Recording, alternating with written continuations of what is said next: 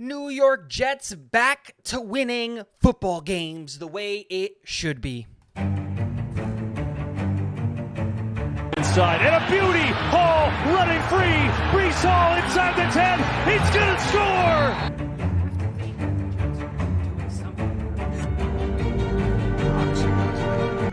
What is going on, guys? Welcome back to Talking Jets with Tigo. And the New York Jets win over the Chicago Bears 31-10. Absolutely fantastic. It's exactly what we wanted to see against a bad Chicago Bears defense and a bad Chicago Bears team, especially when you take into consideration all of the injuries that they had coming into this game. And the fact that a couple of players got hurt going into this game. I hope they all recover really, really well, especially the safety. You hate to see what happened to them. But we're not talking about the Chicago Bears. We're talking about the New York Jets. But before we get to that, guys, in the description are a bunch of links to things that you can click if you want to click to help support the channel. Follow me on Twitter at Jets with Tigo. Join the Patreon and become a citizen of Tigo Slavia to get a bunch of cool little benefits as like meetups, one-on-ones, things like that. Subscribe so that you can find out and listen to the Talking Jets with Tigo podcast, episode 3, coming out this Tuesday at 10 a.m. and a whole bunch of other stuff in the description. Also, we're going to be doing a 2,000 subscriber giveaway. We are marching our way towards there. We're going to be giving away a jersey of your choice. So get in the subscribe button, get in the comment section, all of that stuff. Let's talk New York Jets victory over the Chicago Bears. Great game. And if you watch my videos leading up to this game, I said the things that we needed to do to make sure that we won this game and that we didn't lose this game was what? Let's get the ball in our playmakers' hands early, quickly, and efficiently. Let's not take any unnecessary, dangerous hits downfield. That's going to put Mike White in a bad position because that's not what he's successful at. And in the weather that we were playing with, you see why that would be the game plan. And it worked. 22 of 28 from Mike White. Absolutely phenomenal. 315 yards through the air. Absolutely fantastic. 3 touchdowns, 0 interceptions, and he only got sacked once. That's a testament to the offensive line getting healthy again. We got Nate Herbig back in. Max Mitchell came in after, I think, the first drive to take the place of Ogbehi. And the offensive line looked fantastic. We were creating push in the run game, and we'll talk about the run game in a little bit. We gave Mike White time when we were deciding to take those deep shots downfield, and we were passing the ball effectively. My favorite thing was that there were 10 different pass catchers this game. And I don't mean targeted. I mean 10 different people caught passes. Garrett Wilson led the way, 8 targets, 5 receptions for 95 yards, 2 touchdowns. Absolutely fantastic. Elijah Moore getting involved, 2 targets, 2 catches, 64 yards and a touchdown. Tyler Conklin involved, Zonovan Knight, CJ Uzomah, Ty Johnson with a fantastic catch and run. Michael Carter, Denzel Mims even getting his reps in there, Corey Davis, Braxton Berrios. The New York Jets now suffer from a problem that is we have too many mouths to feed in the wide receiver room, and I would take that problem 10 out of 10 times to have too many good players that you have to play. Now let's talk about the run game, which I really, really liked this game. Obviously, I expected that we were going to be able to create push against this D-line in Chicago. But this offensive line played really, really well. We started the game with our 3 backs, Michael Carter, Ty Johnson, and Zonovan Knight. And then Michael Carter went down with an injury. And I think it was just one of those things where, like, you know what? He tweaked something, and I haven't heard anything, and I haven't seen anything on Twitter confirming or denying this. But from what it looked like he just kind of tweaked something, and they said, you know what, dude? This is the Bears. We're up 20 points. We don't need you to go out there and play. Let's give this rookie Zonovan Knight his lumps. And let's give him the ball, and let's see what he can do. And he took the most of his opportunities. Zonovan Knight, 14 carries, 69 yards, a 19-yard run, which was very, very impressive. And I tweeted this out. Zonovan Knight looked like he's slimmed down for this season, from the preseason. And you can see the development in his game. He does not look like the same running back from the preseason, because in the preseason, I didn't feel comfortable with Zonovan Knight being on the roster, and now I do. He looks slimmer, he looks faster, and he looks, I don't want to say stronger, but he looks stronger in the sense of like what this offense is trying to do in the run game. He looks stronger for that sense because he kind of felt like the odd back out, like didn't really fit the scheme. Like we didn't seem like voice crack, like we were going to run the ball through the tackles a lot. And you could see that he was cutting up field and doing his one cuts and all of that really, really well. I liked what I saw from Zonovan Knight.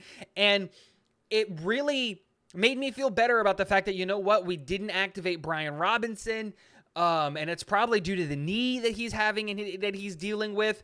And so it feels good to know that Zonovan Knight is there and that he's actually a usable back, because I was really scared about him coming in because I thought he should have gotten a red shirt year this year, but he did an incredible job in his time there.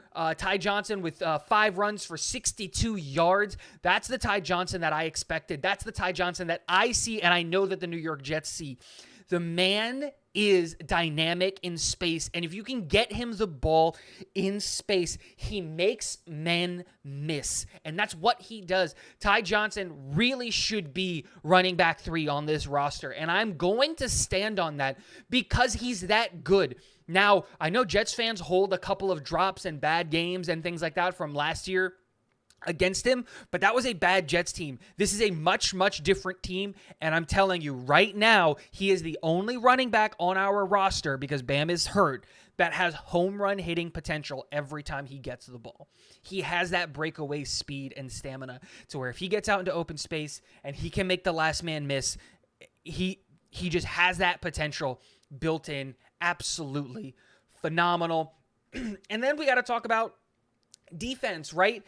You love to see what we saw from our defense. CJ Mosley leading the team with tackles, 10 tackles, a pass deflected, and I believe he has an interception this game, which was insane. Yep, he does have an interception this game. So that's great. You know, CJ playing like with the CJ that we expected. And then the rest of the defense played really, really well. We started off slow and we started off giving like these chunks and these missed tackles, but the team kind of solidified around itself and really did a good job of 3 and outs, doing their jobs, getting the stops. You can see how big of an injury Rankins is on that interior of the D-line. And I'm not saying that Tanzel Smart didn't do a good enough job or anything like that, or Nathan Shepard or Solomon Thomas or anything, but you can see that we miss his presence there. He is such an important presence up the middle of the field that you kind of, when you lose him and it's just Quinnen Williams there, when you look at a real threat in the pass rush from the interior of the defensive line, he loses a little bit of his big playability because you can focus more on him on the interior. When Sheldon Rankins was there, you couldn't just focus on Quinnen because Rankins was having himself an absolutely fantastic year. So you hope that he comes back healthy and better than ever. And then not a super intense game when it comes to sacks. We only got 2 sacks today. Nathan Shepard and Jonathan Franklin-Myers shared one, and then obviously the Bryce Huff one where the tackle just let him run at Trevor Siemian, which is a little bit disappointing, especially with this offensive line that Chicago has, which isn't great, but you know, we won the game. They didn't have to try that hard, but we can see how the defense tends to we have a bend, don't break defense, and you can see that this defense tends to get closer to breaking when the D-line isn't eating like it should be. So we got to make sure that the D-line gets back into shape because we do have a tough opponent coming up in the next week in Minnesota. So New York Jets walk away with a win. We win at home. I think now we're 3-3 at home, and now we're 7-4 headed into December, which is absolutely fantastic. This is exactly where I expected the New York Jets to be going on the back half of this schedule. And I think I had one less win. I think I had us going 6-5 into December. But Mike White, man, had a fantastic game. Now comes the question, what do you do at the quarterback position? I don't see how you can bench Mike White for Zach Wilson after this game. Guys, I think we might see Mike White for the rest of the year, and that's This is the reality of the situation. Unless Mike White loses that job, I don't think Zach Wilson will win it. So it's Mike White's job to lose, and I don't think that he will. He can operate this offense effectively and well. It's just about limiting interceptions and limiting bad plays, and against this defense, he did that. But Minnesota, marginally a better defense. They have better players up and down that roster, but not that much better. Well, they're better, but they're not a great defense in Minnesota. So we should be able to win that, but we'll talk about that this week. Guys, hit the subscribe button on your way out. Hit the like button if you like the video. Share it with all your Jets friends so that we can get more subscribers. And last but not least, go Jets.